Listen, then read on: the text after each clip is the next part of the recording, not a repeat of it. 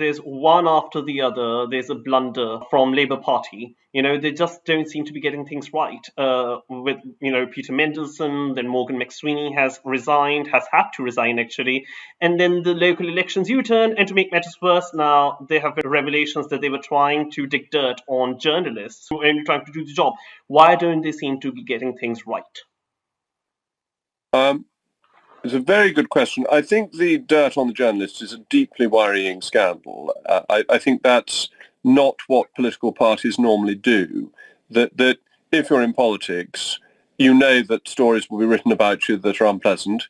If they're untrue, you have the ability to deny them.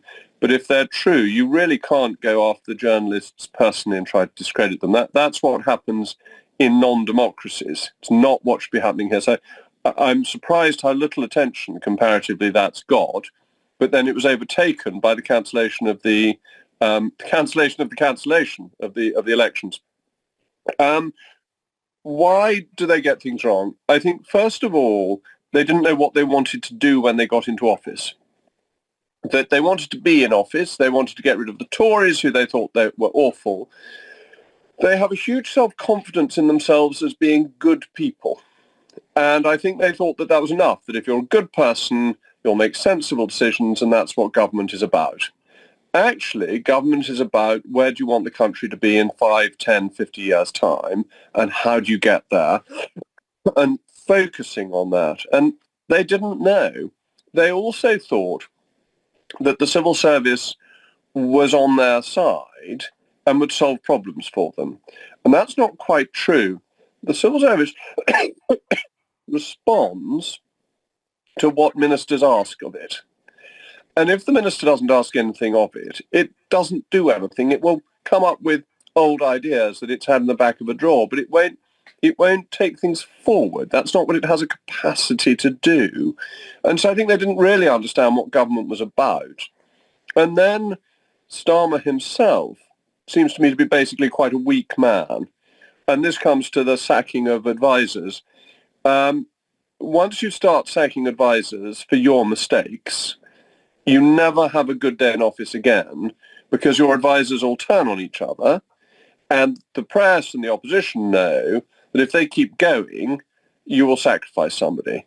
And Boris was very, very good at backing his subordinates, even if they were wrong, and taking the blame on himself. And that created a degree of loyalty to him, which Starmer hasn't managed to achieve. Right. And so, there's one thing. You've been in the Conservative Party and you've been quite much at the center of it all, Do you feel that the political situation today has become more fragmented, or with the Gorton and Denton by-election taking place, and there are all of a sudden these lots of new parties coming up on the far right or the right and the far left. There's Green Party and then there's Reform Party, and now even Rupert Lowe has announced that he's going to launch his own Restore Britain party. Do you think that will further divide and subdivide those on the right wing? And do you think that the Conservatives are going to find a relevance once again?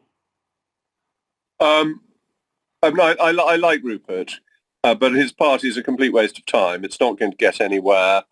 It will get 1 or 2% in the polls. He's not Nigel Farage. He doesn't have that national reach, and he hasn't been doing it for 30 years. So I don't think that's going to further divide the right.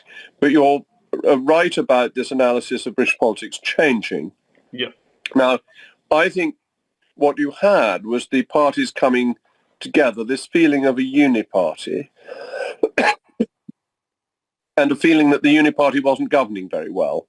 And this has been reinforced because the early days of Starmer weren't very different from the late days of Sunak. There wasn't a big change, even though you'd got a completely different parliament, very large majority, but they were making similar administrative decisions, similar administrative mistakes, in my view. And Rachel Reeves's first budget wasn't a million miles away from Jeremy Hunt's last budget. There were a lot of, attack the non-doms, tokenistic policies, bureaucratic policies, and that made people look for other answers.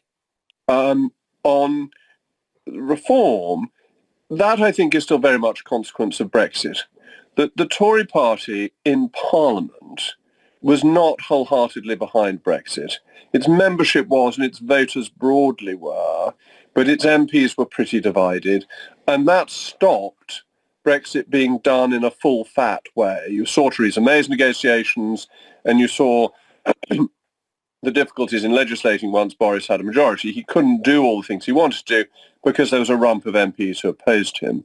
And that created the space for reform to be a more clearly thought through right-wing party. On the left, you had the left of the Labour Party loved Jeremy Corbyn, who was unelectable. And then they have split, as they did in the 1980s, but this time with the far left going off to the Greens, by and large. And I think Jeremy Corbyn's now done a deal with the Greens. Now, interestingly, Ed Miliband is talking about reuniting the left in much the same way as I'm talking about reuniting the right. And in a two-party, first-past-the-post system, that's what you've got to do. You've got to bring your wings of politics together. Otherwise, you just lose. And the next election, to my mind, is going to be determined by which wing of politics is most united in terms of its strategy for the election and the candidates it puts forward. If it's the Tories and Reform, we win a landslide. If it's Labour and the Greens, they win a landslide. If the other side is divided. Now, I think this is very interesting because there's been some polling that shows if you look at the whole of the electorate, there's been very little shift between left and right. There's been a lot of shift between Tories and Reform and a lot of shift between Labour and the Greens.